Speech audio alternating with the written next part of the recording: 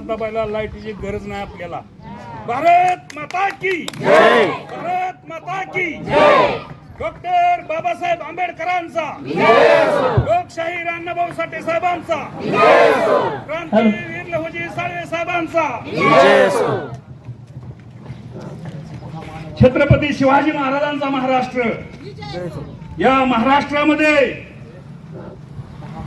1646 मध्ये छत्रपती शिवाजी महाराजांनी खेळ शिवापूर या ठिकाणी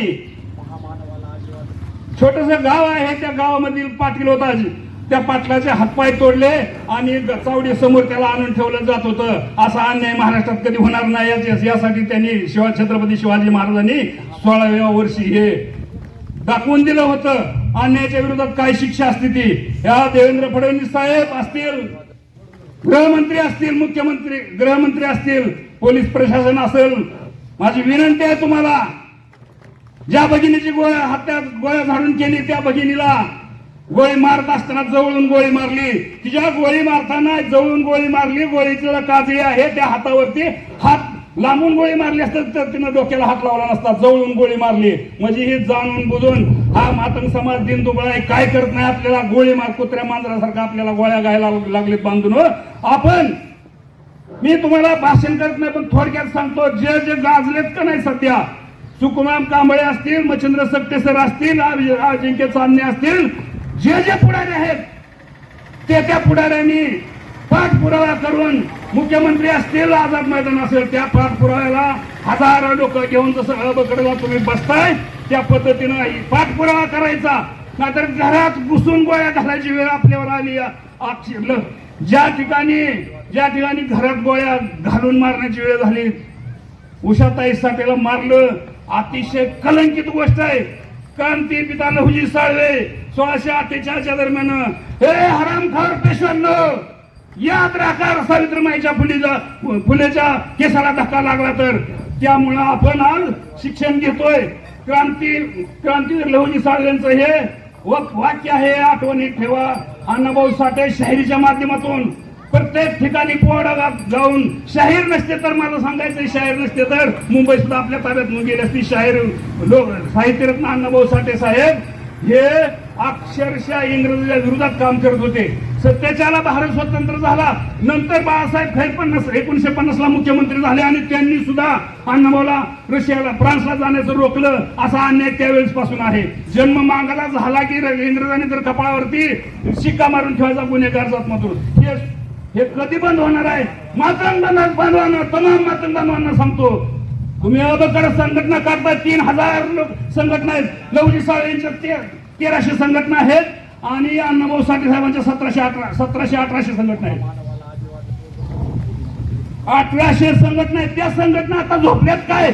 प्रत्येक जणांनी यायचं, ज्या त्या पुढाऱ्यांनी यायचं, त्या उषाताई साठेच्या घरी नवऱ्यापाशी जायचं, काय झालं कसं झालं गोष्ट सांगून जायची कानात. अरे तू लढ ना, एसपी बरोबर लढ, आयजी बरोबर लढ, डिवाइस बरोबर लढ. तू येतोय त्याच्या कानात बोलतोय, गोष्ट सांगायची गोष्ट आहे काय? आणि आज काय स्पर्धा लागली. किरण साठे साहेब, तुम्ही मातंग समाजाचं नेतृत्व करत आहात, गावा खेडेगावापर्यंत तुम्ही पोहोचलाय, राज्यापर्यंत तुम्ही पोहोचत आहात. अभिमान आहे मला. तुम्हाला सांगतो, हे जे 3000 संघटना आहेत ना मातंगाचे मांगाचे, फक्त अबकड्यावर आपलं नाव मोहर करतात. अरे हे घ्या ना तुम्ही, उषाताईसाठी खून घ्या. 3 वर्षात जवळपास 15 ते 20 खून असे झाले की कुत्र्याला गोळी, पिसाळ्याला कुत्र्याला गोळी सारख्या गोळ्या घालायला लागला. ह्या तुमच्या महाराष्ट्रामध्ये, ह्या ज्या देशमुखांनी गोळी घातली, ह्या महाराष्ट्रामध्ये हे सहन करून शकलं नाही मातंगानं. तुम्ही म्हणाल आपल्याच्यानं काय होणार आहे, माझ्याच्यानं काय होणार आहे, बिलकुल घाबरू नका. एकटा क्रांतिसिंह भगतसिंगानं असेंब्लीत बॉम्ब टाकला, लाला लजपत रायचा खून झाला लाठी मारत पोलिसांच्या. भगतसिंगनं असेंब्लीत बॉम्ब टाकला, फासावर गेला, पण आका देश इंग्रज सोडून गेले. अशी एक जन्माला लागली 7वी 8वीतल्या मुलींनी कलेक्टरला गोळ्या घातल्या इंग्रजाच्या. तुम्ही अजिबात विचार करू नका ह्या पुढे. आणि ज्या मांग खरंच इज्जतीनं पुढारपण करायचं त्या मांगानं कलेक्टर एसपीच्या ठाण मांडून बसायचं. हा गुन्हा नोंदवून घे.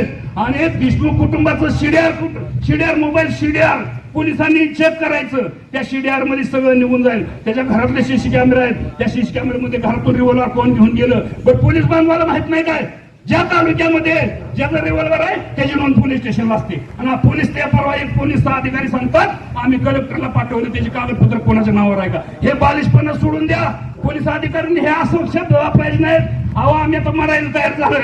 याद राखा या वर्षामध्ये कुठेही आत्महत्या होत्या. किरण साठे साहेब तुमच्या साक्षीने पहिली गोळी मी माघारी मारेन. कुणा तर स्वतः गोळी नसेल पशु पक्षी मारायची छायाची गोळी मी आणेन आणि त्या इस्माला मी गोळी जाऊन घालेन. पण मात्र समाजावर त्या बहिणीवर गोळी घातले.